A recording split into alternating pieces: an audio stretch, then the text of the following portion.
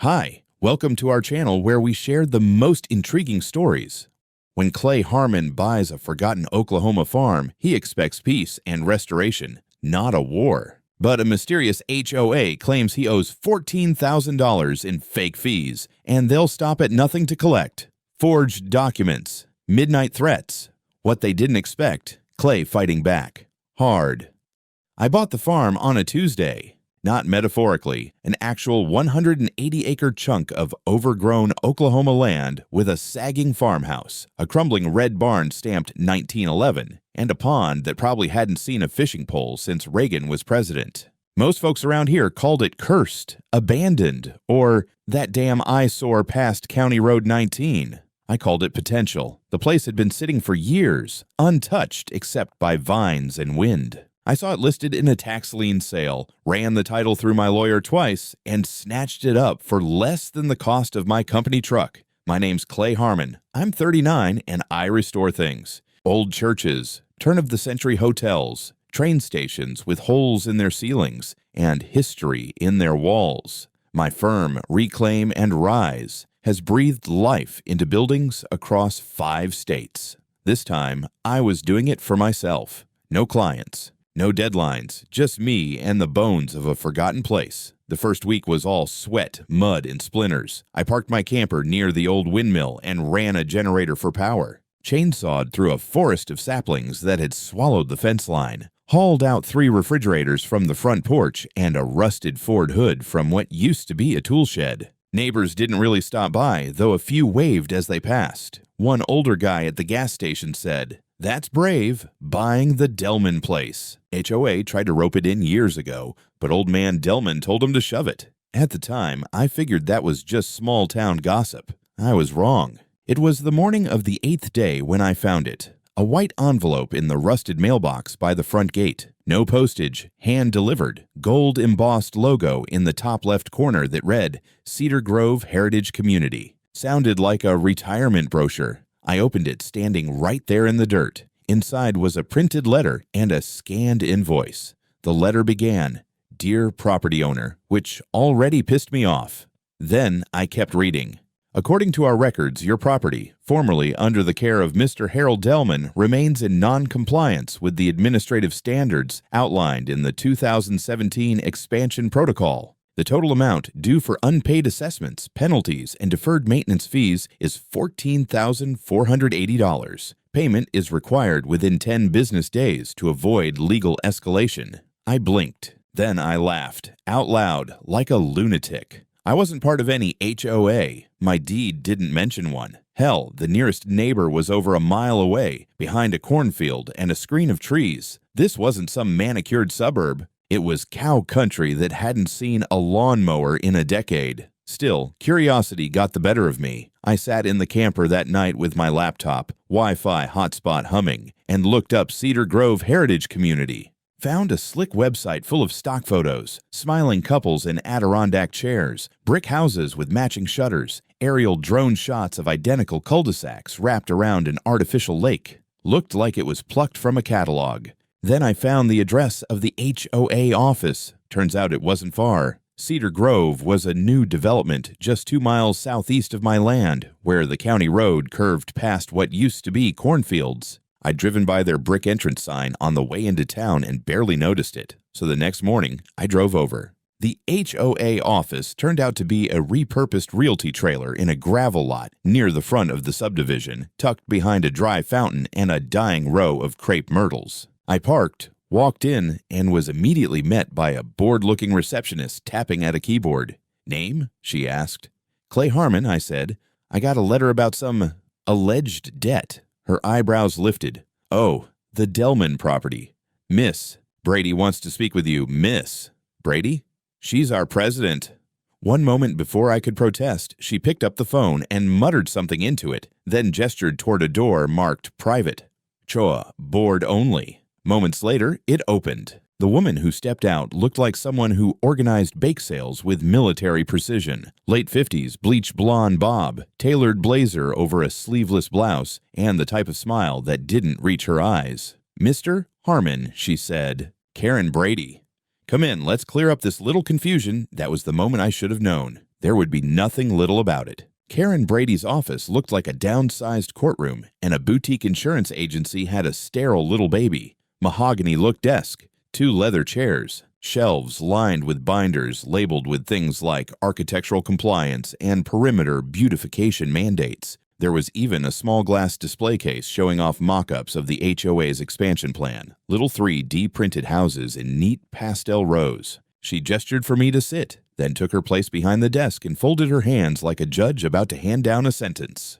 "I understand this must be a surprise," she began, her voice syrupy but clipped. "But it's important you realize this isn't personal. It's procedural." I leaned back in the chair and crossed my arms. "You sent me a letter demanding $14,000 for something that has nothing to do with me. Seems pretty damn personal." She smiled without humor. "That amount reflects 8 years of unpaid assessments, interest, and penalties related to the Delman parcel, which, as of our 2017 jurisdictional expansion, falls within the projected governance area of Cedar Grove, Heritage Projected." "Governance?" I raised an eyebrow. "Lady, that land has been abandoned longer than your HOA has existed." She tapped a glossy binder, opened it with reverence, and pulled out a laminated map like it was the Ark of the Covenant. It was color-coded in pastel zones, green for parks, blue for water retention, and a suspiciously stretched pink outline labeled Annexed Future Residential Perimeter that looped over miles of rural nothing, including my property. "This map," she said, sliding it toward me, "was ratified by our board in May 2017. The Delman land was designated as a passive member parcel. As such, it accrued back assessments, even in the absence of residential development." I stared at her, blinking. "You're saying that because nobody lived there, and because you plan to maybe expand someday, you get to charge me for 8 years of fees?" "Not you personally," she said, tilting her head, "but any current owner assumes the obligations of the property." I laughed. "So if someone inherits a swamp and you've got it drawn on your clubhouse fantasy map, they owe you a decade of ghost rent?" Karen didn't flinch. "We are a legally recognized association with regulatory rights under the county's charter. The 2017 expansion protocol clearly establishes boundary prerogatives." "You mean the protocol that no one but you signed off on?" Her jaw tightened. She pulled out a folder labeled Delman. Inside were 2 pages, both marked Acknowledgement of Inclusion. Each had a shaky signature, supposedly from Harold Delman, and a date, September 2019. "See," she said, sliding them over. He agreed. "I didn't even pick them up. That man died in 2017.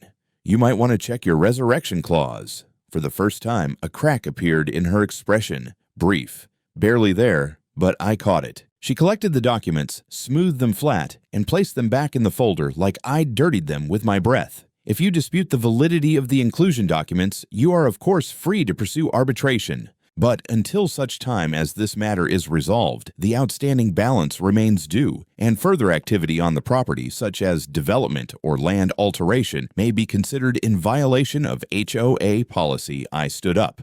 "You've got no jurisdiction, no legal footing, and no idea who you're messing with. I restore buildings older than your board members. I read charters in my sleep. And I'll be damned if I'm going to pay you a dime for land that doesn't belong to your spreadsheet."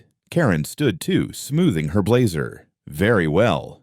But do remember, Mr. Harmon, we don't go away. We organize." I walked out of her office, past the receptionist who suddenly found her fingernails fascinating, past the fake fountain and the perfect shrubs, and into the blinding Oklahoma sun. I pulled out my phone, opened the county GIS database, and started digging. By the time I got back to my camper that night, I had half a dozen PDF overlays downloaded, county zoning, plat maps, HOA boundaries, and a deed history of the parcel dating back to 1963. I cracked a beer, opened my laptop, and began lining up timelines. The more I looked, the more obvious it became. Karen Brady had created her own personal fiefdom, and I had just become its heretic. By sunrise the next morning, I had diagrams, maps, and legal codes spread across the tiny table in my camper like I was preparing to defend Normandy. The Cedar Grove HOA expansion protocol was never recorded in the county plat registry. The boundary overlays confirmed what I already suspected. My land sat miles outside any legally recognized HOA jurisdiction. Karen's annexation was as real as a monopoly board, but I needed something definitive. I tracked down the contact info for Eric Delman, the son of the late Harold Delman, the previous owner of my farm. Found his name in a probate court notice from 2017, then cross-referenced it with a utilities record where he was listed as executor. Eric picked up on the second ring. "Is this about that damn property?" he asked before I even introduced myself. I chuckled. "It is. My name's Clay Harmon. I'm the new owner of the land your father left behind. I have a few questions, mainly about whether he ever signed anything with a homeowners association." Eric sighed. "Let me guess. Cedar Grove. Bingo." Jesus, they're still at it? I told him what I'd found, the invoice, the letter, the alleged inclusion agreement signed by his father in September 2019.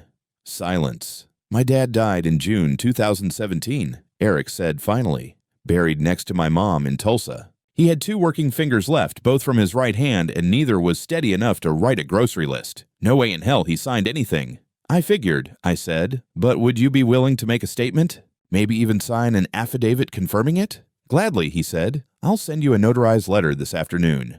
Hell, I've got a handwritten note from Dad in 2016 saying, "Tell that damn HOA to leave me be." Want that too?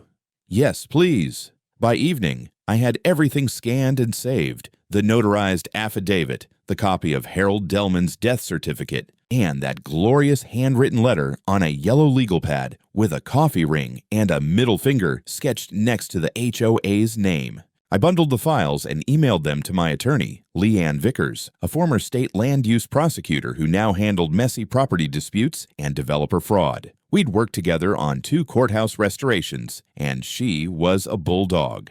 She called me 5 minutes later. "I haven't even finished the affidavit, and I already want to burn their office down," she said. "This isn't just civil overreach. If that signature is forged, and based on the date alone, it's clearly impossible. That's criminal fraud." "There's more," I told her. "Yesterday, 2 guys in a black Tahoe with HOA logos blocked my access road and tried to intimidate me into paying the debt. On camera. Said it was an official enforcement action." She went quiet for a second. "You still have the video?" "Of course I do." "Good. Save everything. I'll be at the county clerk's office first thing in the morning. In the meantime, send me copies of their letter, the map, the fake inclusion forms, and any footage you have of those guys threatening you." After the call, I sat in the camper staring at the screen. Somewhere between the old barn and the pruned-down live oaks, I was living in a damn land war with an HOA that thought Photoshop and bullying counted as jurisdiction. Just after midnight, I heard a vehicle slowing near the front gate. I killed the lights, grabbed my phone, and watched from the dark. Headlights flicked off. A shape stepped out and tossed something onto the dirt driveway, then sped off. I waited 10 minutes, then walked out with a flashlight. It was another envelope. No postage. Same HOA seal. This one said, "Final notice before lion action" in bold red type. I took a photo. Then I tore it in half and tossed it in the fire pit. Tomorrow, I was going nuclear. By morning, Leanne had already left me 3 voicemails and a barrage of emails. I hadn't even poured my coffee before she was calling again, this time from the steps of the county courthouse. "Clay," she said, "I've filed a formal criminal complaint.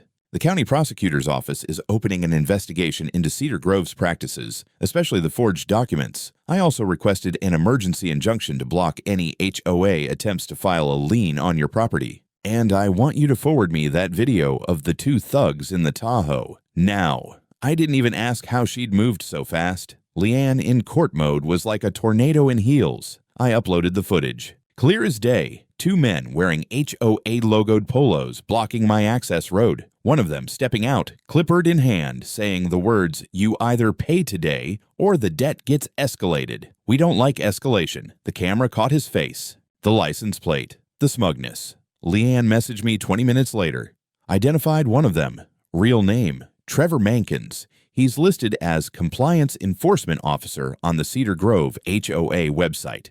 That's not a legal designation. It's just a fancy title for neighborhood goon. No legal authority whatsoever. I've added it to the complaint. While she built the case on her end, I went digging through the rest of the documents Karen had handed me. There was a scanned PDF titled 2022 Administrative Addendum, Unpaid Assessments. It listed 4 other rural properties, some as far as 3 miles from the Cedar Grove development, all marked as pending debt collection. One address stood out. A farmhouse off County Line Road that I remembered passing. Peeling white paint, broken shutters, an elderly man sitting on a porch with an oxygen tank. I drove there. The man's name was James Holler, 81, widowed Navy vet. When I asked if he'd had any contact with Cedar Grove, he laughed bitterly. They sent me a bill last year, he said. Said I owed $6,000 for shared infrastructure maintenance. I told them to shove it. Then they started sending letters that looked like they were from the county. Even had a guy come to the door saying I was behind on HOA compliance fees.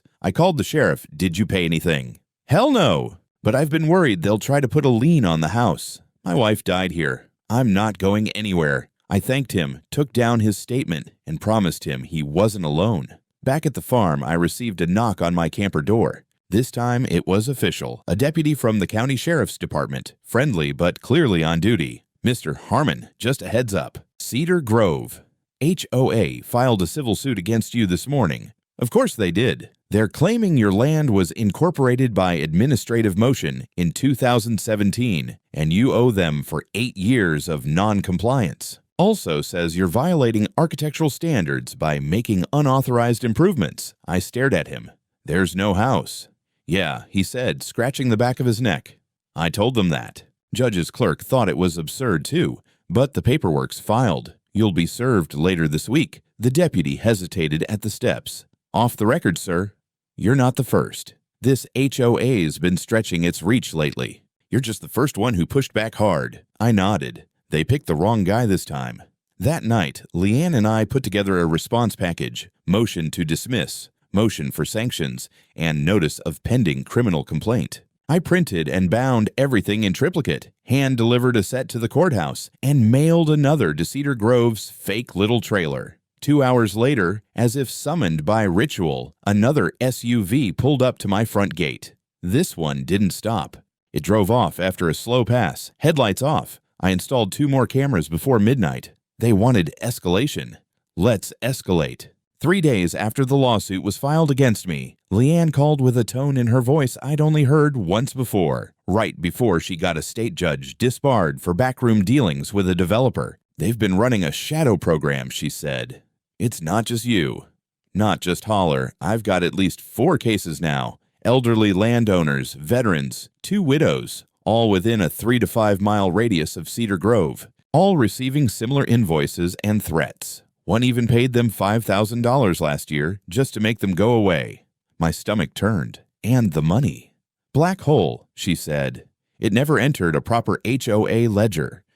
The payments were processed through something called CG Heritage Maintenance Fund, which isn't registered anywhere. I've initiated a private forensic audit. You're telling me they created an off-book account to extort rural landowners who were never part of the HOA? I'm telling you, she said, we may be looking at organized fraud with a paper HOA as the front. I spent the next few days transforming my farm into Fort Harmon. More cameras, no trespassing signs, motion sensors, and trail cams on every side of the property. I even dug out my drone and started doing regular aerial sweeps just to monitor any vehicles near my fence line. If they wanted surveillance, they'd get it. Just not the way they intended. Then came the envelope that nearly sent my blood cold. It arrived by courier. Not certified mail, not from a court, just a plain white envelope hand-delivered by a guy in khakis who muttered, "Just doing my job," before peeling off in a rental car. Inside were 2 new documents, each stamped with Cedar Grove HOA's embossed seal. One was a cease and desist notice, claiming I was conducting unapproved renovation activity on a heritage integrated parcel.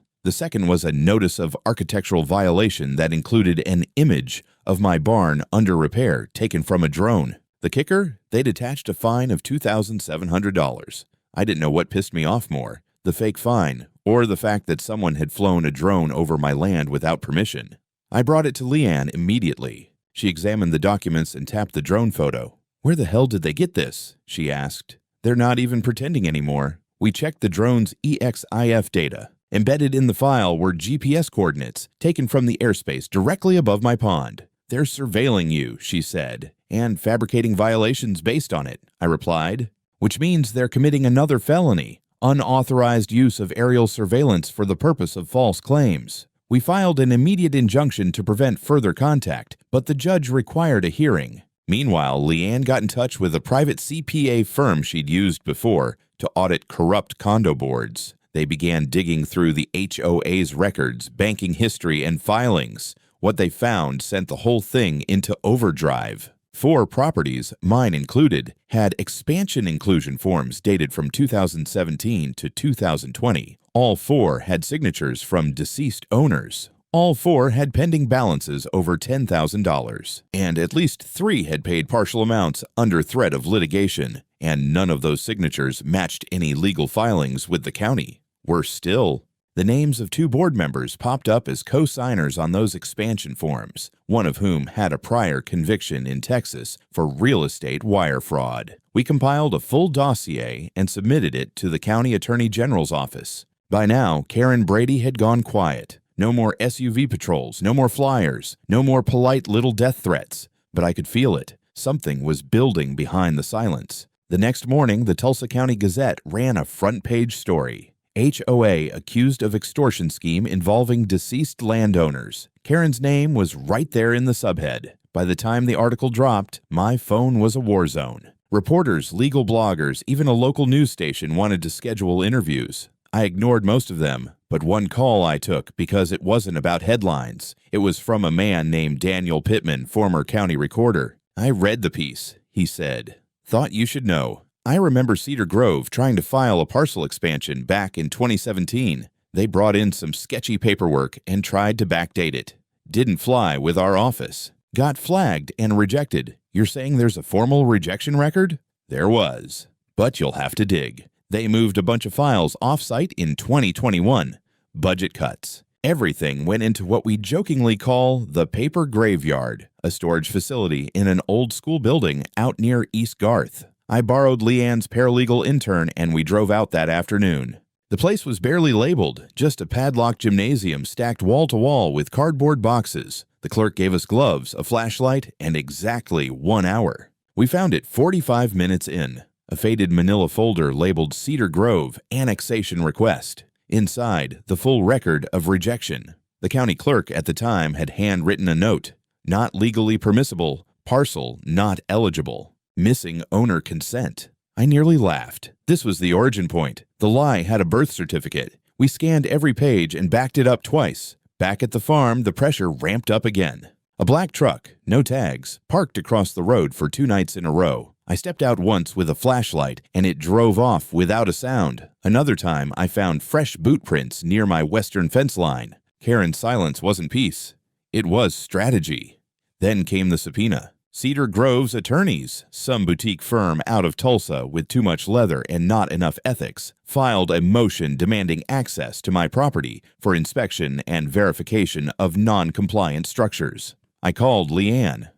"They're trying to reverse the burden," she said. "Force a civil judge to rule your barn or house violates fake design codes, then say you're within their jurisdiction after all. It's like planting a flag on someone else's moon and claiming gravity." "Well," I said, "they're going to need a ladder and a spacesuit." We filed a counter motion, including the county rejection, drone footage metadata, and sworn affidavits from both Holler and Pittman. The judge set a hearing date for preliminary review and warned Cedar Grove that any attempt to enforce rules on properties not explicitly recorded as HOA bound would be met with sanctions. But the real hammer came the following day. The audit team Leanne had hired dropped their preliminary findings. In a word, damning. 4 expansion parcels with fake consent forms. A 5th pending. 2 board members caught siphoning funds through shell companies tied to the so-called Heritage Maintenance Fund. Duplicate invoice numbers sent to multiple victims. One elderly woman had sold her car to pay an overdue assessment she didn't legally owe. I stared at the spreadsheet, feeling something between rage and awe. These people weren't just delusional, this was organized racketeering dressed up in HOA letterhead. And then, like a cherry on top, one of the board members flipped. Leanne got the call from her contact at the AG's office. A member named Brad Koenig had come in voluntarily and confessed. Claimed he'd been pressured by Karen to rubber stamp every expansion filing since 2017. Said he'd seen her forge at least one signature herself. They had him on record. Full deposition. It was only a matter of time now. It was the silence that told me she knew. For weeks, Karen Brady had ruled this twisted little empire from behind a podium of threats and bylaws. But ever since Koenig flipped, she'd vanished. No emails, no letters, no unmarked cars idling near my gates. Just absence. Like a rattlesnake that slipped under the floorboards. Leanne wasn't fooled. She's lawyering up. Probably shredding documents and rewriting history while she still can. I was preparing for the preliminary hearing when I got a call from a number I didn't recognize. A gruff, tired voice on the other end said, "You Clay Harmon?" "Yes." "My name's Ellis Duran. My dad owned a parcel next to your land. He died in 2019. I just saw your story in the Gazette. I need to show you something. We met at a diner just off Route 44. He pulled a wrinkled folder from his backpack, set it on the table. Inside were 2 HOA letters from 2020, both claiming past due fees of over $9,000. One had a payment plan form attached, allegedly signed by his deceased father in 2021. "My father couldn't sign this," Ellis said quietly. "He'd been dead almost 2 years." My skin crawled. The signature matched the ones on my own so-called inclusion documents. "I paid them," Ellis admitted. "I thought it was real. They threatened to lien the property, said I'd lose it. I didn't have a lawyer. Just wanted to keep the land I got back to the farm," and added Ellis's case to the binder. By now it had grown into a small archive. Each page told the same story: fear, manipulation, deception. And behind every letterhead, Karen's name either signed or cited. The hearing came on a Wednesday morning, and the courtroom buzzed with reporters and murmurs. Cedar Grove showed up with a 3-person legal team in navy suits. Karen didn't appear. Her lawyer claimed she was under medical evaluation for stress-related complications. Leanne didn't flinch. "Let's proceed," she told the judge. We laid out everything: Koenig's deposition, drone metadata, forensic audits, archival rejections, Ellis's testimony. Leanne spoke like a surgeon, precise and cold. The judge sat still through it all, expression unreadable. Then he leaned forward. "I'm referring this to the district attorney's office for criminal review," he said flatly. "Pending that, I'm issuing a temporary injunction against Cedar Grove HOA and its board from initiating any further contact, claims, or actions toward Mr. Harmon or any landowners not officially included in the original HOA boundary map on file. As of 2011, gasps swept the room. Reporters bolted from benches. Cedar Grove's attorneys froze. Leanne smiled, barely. That night, I got a text from Holler. Check the news. Tulsa Today had aired the story under the headline, "HOA House of Cards, Forgery, Fraud, and Fake Fees. A Rural Landowner Fights Back." They used drone footage from my own cameras, showed the barn, the pond, even the broken gate where I first met Karen's threats head on.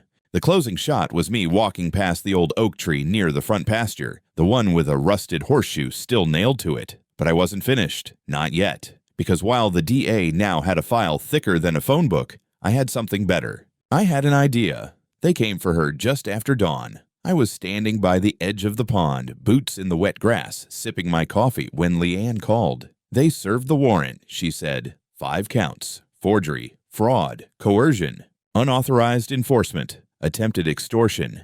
She's in custody. I didn't say anything at first, just listened to the sounds of frogs in the reeds and the wind moving through the trees that had stood longer than Cedar Grove ever would. "I thought you'd want to know," she added. "The DA's also freezing the HOA's accounts, pending full dissolution." That was the word that hit hardest. Dissolution. Like acid poured on a paper map, wiping out fake boundaries and fictional authority. Cedar Grove.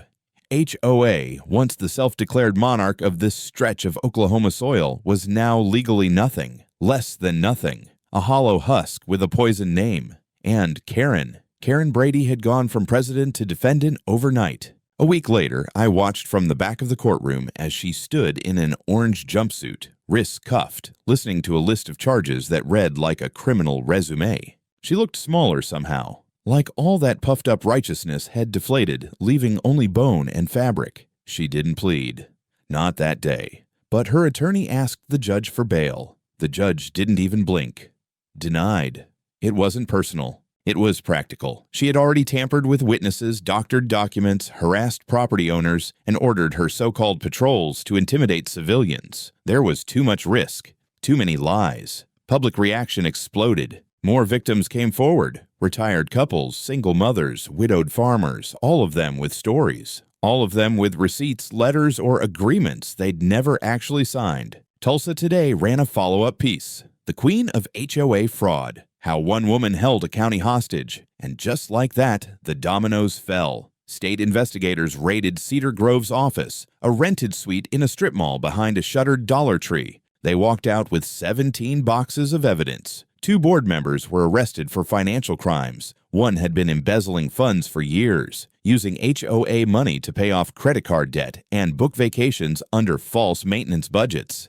The homeowner database, when unsealed, revealed even more horror. HOA dues charged to properties not in the association, liens filed without consent, and, worst of all, elderly homeowners coerced into settlements to avoid fake lawsuits. The county filed a motion to officially dissolve Cedar Grove HOA. The motion passed without contest, but the civil suits were just getting started. Leanne, in her sharpest navy blazer, filed a massive class action on behalf of over 24 victims. I was named as lead plaintiff. We didn't ask for vengeance, we asked for restitution, and we got it.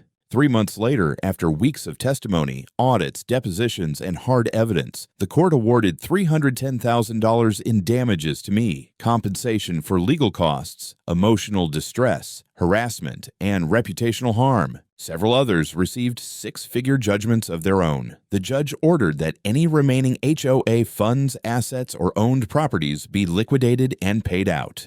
Karen's own house, yes, the custom-built Craftsman with the ornamental fence and faux historic mailbox, was seized and listed for auction. Her name now appeared on a federal database of known HOA fraud offenders. Whatever future she imagined, it was gone. And me? I rebuilt. The farmhouse, once a decaying shell of memories and termite trails, now stood restored. The old barn was reinforced with reclaimed timber, its tin roof gleaming under the Oklahoma sun. I left the original 1911 stamp untouched, polished but unpainted, a reminder that truth doesn't need a fresh coat to survive. I planted wildflowers around the pond, restored the orchard with the help of a horticulturist from OSU, fenced the property line with cedar and steel, and added motion-triggered lights powered by solar. And then, just before fall, I opened the gates, not to an HOA, not to investors, but to students. With help from the University of Tulsa and a few historic preservation nonprofits, I turned the old barn into an education center, a place to teach landowners their rights, to host seminars on boundary law, easement abuse, and property defense. We called it the Free Soil Institute. People came from 3 counties over. Leanne gave the first lecture, HOA Overreach and the Power of Paper Trails. I gave the second, Why Dead Men Don't Sign Contracts. The irony wasn't lost on anyone. We even hung a sign on the barn carved from black walnut and bolted in place. It read, "No, this is not an HOA zone. This is free land, and it always will be." I still live there. Still walk the edge of the property every evening with a coffee or a beer in hand, depending on how the day went. Still nod to the oaks, the hawks, the wind that doesn't care about fences or rules or fake jurisdictions. Because land remembers. It remembers who tried to own it by force and who earned it by hand. And in the end, it always tells the truth.